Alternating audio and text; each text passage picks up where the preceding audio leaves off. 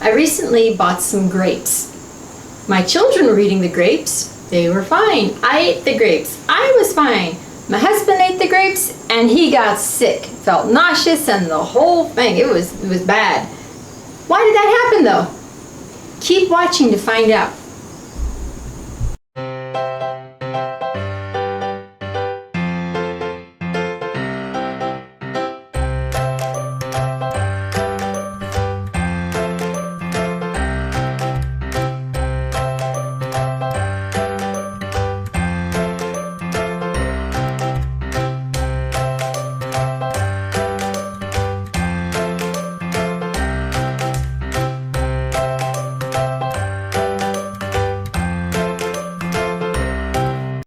Alright, so that was a little bit of an embellishment there. My husband just got nauseous with the grapes, but a couple weeks before with some soursop juice, I tried it, I drank it, and it was fine for me. But my husband, he got sick and ended up running to the bathroom, vomiting up all the soursop juice.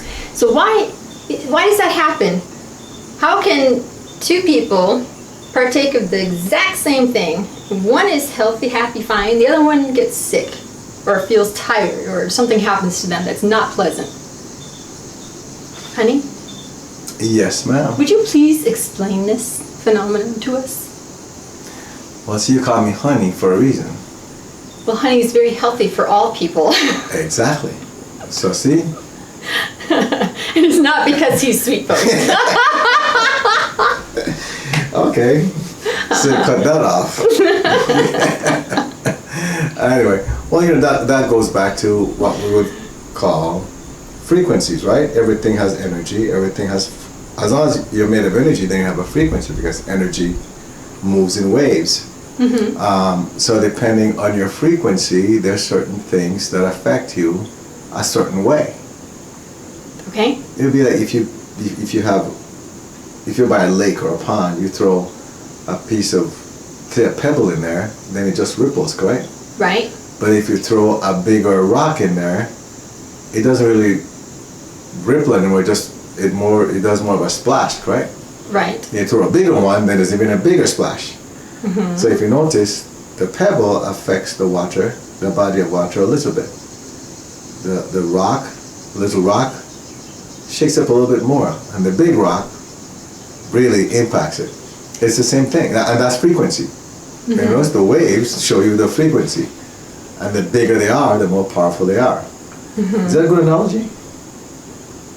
Yes, sort of. But how does that affect two people who are experiencing the same thing? Well, we're going to get there. I'm asking you first if you can follow that analogy I so follow far. it to understand how frequency moves. Right. Yes, I understand that. So the pebble, small waves, so it's Right. not as impactful, right? Right. Also, think about it this way: if your frequency is already high, Mm-hmm. and then something comes in that's really low, Mm-hmm. right? Okay. And it hits your frequency, what do you think is going to happen? Well, because your frequency is high, I wouldn't think it would impact it much. You wouldn't think so, right? Right. But what if it's something that is, how do I put it, that is so low that it drives your energy down because it's that low? Well, that's not good. I wouldn't want that. So that would be like a big rock being thrown into the water. Okay. It creates what? A bigger wave, a bigger splash. Big splash. So you feel the effect more. Mm-hmm. Now, if your frequency is already low, Mm-hmm. and then something comes in with a very similar frequency, how much will that impact you? It won't Well, affect you much exactly. because it's at the same frequency. Well, let's not say the same frequency, but maybe a little lower, right? Okay, It so will maybe affect you might you. have a little bit of an effect. Exactly. So that would be like the pebble Mm-hmm. being dropped into the water. You notice? Just a little bit of, just a ripple. So as you eat the grape, your frequency happens to be close to the frequency of the grape. Mm-hmm. So even if it affects you, you don't really notice it because it's that small Okay, of a difference because the frequencies are similar. got it. With me, if mine is way different, if there's huge difference between the two frequencies, then I can feel the difference when it drops because it's a big movement. Uh-huh. So then the reaction then is bigger. It's a splash, not a ripple. Okay. Does that make sense to you? That makes sense. Mm-hmm. So then, because it's all, you were talking about all energy and frequency at this point, what about, wouldn't it be like maybe the pesticide on the fruit that affects you really, not the fruit itself? Well, it could be the pesticide, but what does the pesticide do? Pesticide lowers frequency. Right. Remember, Because it's pesticide also has a frequency. non-beneficial. Right. Okay. But what about someone who's just allergic to the fruit? Well, that's what the medical profession calls it, Right. allergy. Uh-huh. But then what's causing the allergy? It's a difference in frequency. If we can adjust the frequency to that allergy, the allergy goes away. Remember years ago, you could describe what happened with me and different allergies. Yes, my husband could hardly, it seemed like he could hardly eat anything without having an allergic reaction. But then he Not even just eating. Or what? How about an environment? even just being outside, touching the grass or being around dust or dirt, he would break out, his skin would get hives, and it was bad. Right. Remember, like, if we went shopping and I picked up a box. Remember Yes, that? he could And have they don't long, he would have, exactly. he always wears long sleeves, and so he'd have long sleeves on, he'd pick up a box to carry, and just the dust or dirt that was on the box that touched on his arm, wherever it was, through the shirt, all of a sudden he'd have a welt there, and it would be itching him, and it would be red, and sometimes it would blister, depending on what kind of dirt and everything it was. So, yes, it used to be really bad. Now, does that happen? No, it happens, but it's so infrequent. It's just, if it happens, we're surprised. All right. And what's the difference? The difference is all the work that's been done to help adjust the frequency. Right. Back then, I refused to do any of that work. Remember? Right. I didn't want to get involved in any of that. Mm-hmm. But once you talked me into trying it to see what happened, and then we started doing the work, all of a sudden, we adjusted frequencies of the allergies, and most of them are gone. Mm-hmm. I didn't take any medication. Nope. I didn't take any shots of any kind, as was recommended. Right? Oh, take a vaccination shot or whatever it was. Right, they wanted to give you monthly allergy shots. Exactly. Mm-hmm. Or remember, we would have friends, I think they're from India or somewhere, where he said there's some concoction with yogurt and something. You remember that? He was from California. Yes, It I actually remember helped people do that. Right, I know you had to eat certain foods. Right. But they're In all order to like help dairy you really- based. right. I was allergic to dairy. Major lactose intolerance at that time. Woo! But then he said, oh, don't worry, you'll be fine. I didn't do that either. Right. Then you had told me about your friend that suggested I take some type of tablet. Remember? April? Oh. No, Some- it was a different friend. Yes, it was papaya enzyme. Okay, enzymes, right. You know, Papaya enzymes to help balance out the gut bacteria. that's correct. Because it was a gut bacteria, so then I would take enzymes. I said, But he reacted to that. His I body tried it? didn't like that. Yes, you tried one. oh, I should try it. Okay, I don't remember trying it. Yep. Nope. You tried it. You're like, nope, that's not going to work. Right.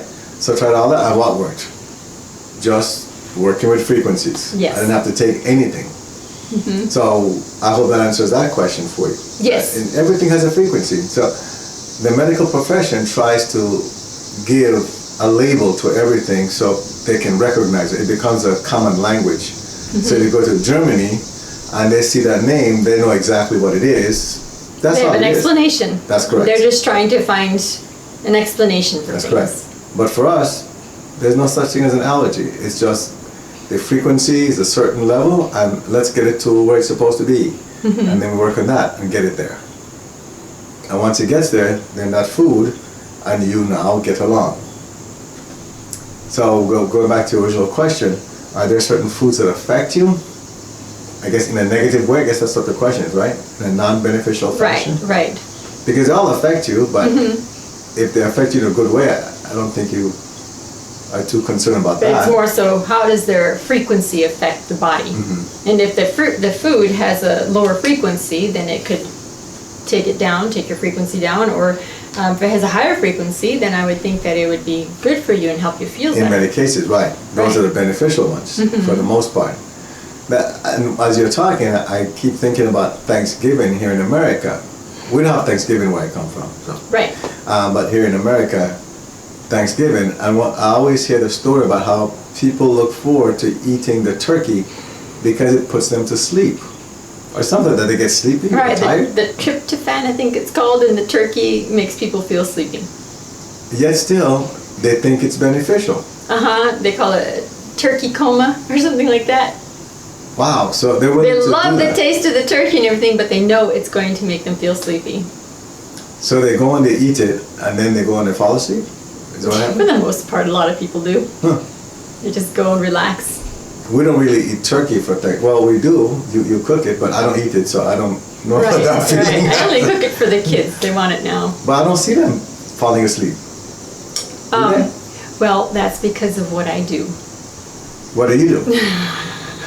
I do the work that you taught me to do to help transmute the things that are non-beneficial. Oh, okay. So because I do that, then there's little to no effect. So the point is that people go because of mass consciousness, and they buy these turkeys every year, Yep. knowing and then accepting the fact that this turkey will give them a side effect that they just accept as okay, it's okay. You know, that's a fun part to it, I guess. That's a fond memory. You fall asleep after you eat it. Spending time with family, all sleeping together. I don't know. So, but that's a good one where it shows a non-beneficial effect, but people accept it as Normal. there we go, as normal. Yep. Just a tradition.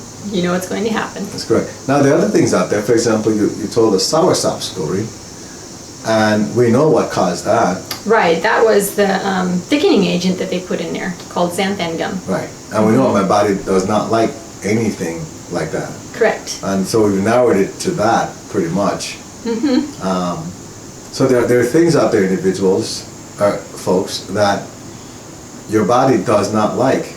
And what we do at One Night Division is, for example, our trainees now, right? They're helping individuals with that, letting them know, oh, this juice is good for you, or this is good for you, this one just to stay away from. And then, of course, the person that follows that, they get to realize that it's really accurate for the most part. And even members of the IWP, the Ideal Weight Program, they are becoming more conscious as they continue on their journey of the foods that they eat or even drink, what are the things that they drink and how it makes them feel. And then they're having the trainees check that to see, oh, should I continue with that? And they know for sure, for themselves, what's best for them moving forward. Because I'll put it this way, just because someone might have bad effects with, say, eating ice cream, doesn't mean that you'll have the same effects eating ice cream. That's right. Something that affects someone in a negative way could affect another person in a positive way. What we're to find out is using the tools that our trainees have, that they already have, to check things. There are other ways to check, and you know, you get the training to be able to do that. But until then, we have individuals that can help you identify what's really good for you. You know, and you can eat that as often as you want to, and you don't have to worry about gaining weight, or all of a sudden your body's aching, or you're tired, or getting any kind of negative side effect. So that's all I have to say. I don't know. Okay. I think that's good. I think that sums it up. Talks about Done. food, frequency, how it affects us. I think we're finished. Well, how about before you say we're finished, before we're actually finished, how about, for example, because there's some things out there we've discussed in other videos that we know for a fact are non-beneficial, like caffeine. Oh, okay. We don't have to check that. We already know that that's not Right. beneficial. Anything basically that has caffeine. Caffeine has its own entity that affects people. So if you're consuming a lot of foods with caffeine, you will have a lot of challenges with your physical body, and it does lower frequency. So you might find yourself being upset a lot, Right. or impatient. There'll be a lot of negative qualities, is the point that you'll be portraying So if you're wondering why you're behaving that way, it's probably because you're consuming a lot of caffeine. Right. Now, when people hear caffeine, they think about coffee. Think about coffee or soda, like a Coke or a Pepsi, because they have, or Mountain Dew. Those all have high caffeine content, or even green tea. Okay, but will people normally think about those things, or do they just think about coffee most of all? That's why I brought that up. I think it depends on where they're from. Oh, okay. But you just mentioned other things that would have caffeine. Yes. In a normal basis. Yes, black tea as well. Ah, black tea. Yep. That's correct. Because I know that, for example, we drink a lot of teas. Right? Yes, we drink herbal teas. Well, that's the thing, that when we go to somebody's house or people that know us, they'll say, okay, I have tea. And they know that it has to be not decaffeinated. Okay, how about decaffeinated? Well, drinks? okay, things that are decaffeinated still have caffeine. It's virtually impossible to take all the caffeine out of a product. So if you're getting decaf, you're still getting caffeine to a certain level. So that if you want to get rid of that, though, it's best to just eliminate it completely. Right, that's one thing. Now, how about, I remember you had bought, or is it myself? One of us, you bought some chocolates. They're called chocolate nibs. Yes, cacao nibs. Cacao nibs. Those were loaded with caffeine. I didn't know they had so much caffeine. I was just like, I've been reading about them in different health journals and organic journals that I follow. And I thought, oh my goodness, this is a whole bunch and it's on sale. And I was like, oh, let's get it because they're supposed to be really good for you. And you know, I love chocolate. So why not have it in its purest form? And she bought a bunch. A few pounds worth. But when I got it home and I ate it, all of a sudden, I felt like I was having an out-of-body experience. And then I got this headache, and it was so intense, almost to a migraine. I was like, holy cow, what's in these nibs? That's the only thing that was different. My husband checked. They're loaded with caffeine. So, needless to say, those were donated. So, you should definitely check things before you consume or buy something. So that's caffeine. How about alcohol? Oh, alcohol has an entity as well that's non-beneficial. Alcohol lowers frequency. Alcohol alters your, oh my goodness, your faculties so that you're not always in control of yourself. And people are aware, because it's taught in the schools, of the damage that alcohol can do to the body when you consume too much. But some people don't even know that they might be allergic to alcohol. Me, I was allergic to alcohol just a little bit, and whoo, my head would be spinning. My ears would turn bright red, and I'd feel sick. So those are other things to be aware of. That's before I met her, folks. Yes. When I met her, you weren't drinking alcohol. No, I had stopped. Once I found out I was allergic to it, and that's why I had such bad reactions, yes, I stopped drinking. That's why she never got a boyfriend.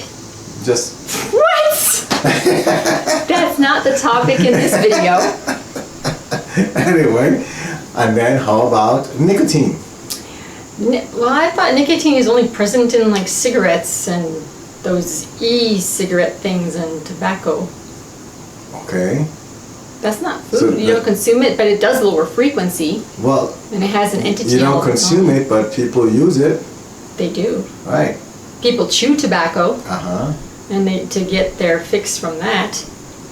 And so it still lowers frequency. It still lowers frequency. That's something that people use a lot. Yes. And what about the folks that inhale the smoke from these products? Well, they're still being affected by it. Right. I mean, not to the same degree, but they're still being affected by it. That's correct. Mm-hmm. Just in case people don't realize that. Right. And then what's the other one? Drugs. Well, drugs. And now here's the key. It's not just, what do you call those drugs? The illegal drugs. Right. It's also prescribed drugs. Uh-huh. So you want to elaborate on that a little bit?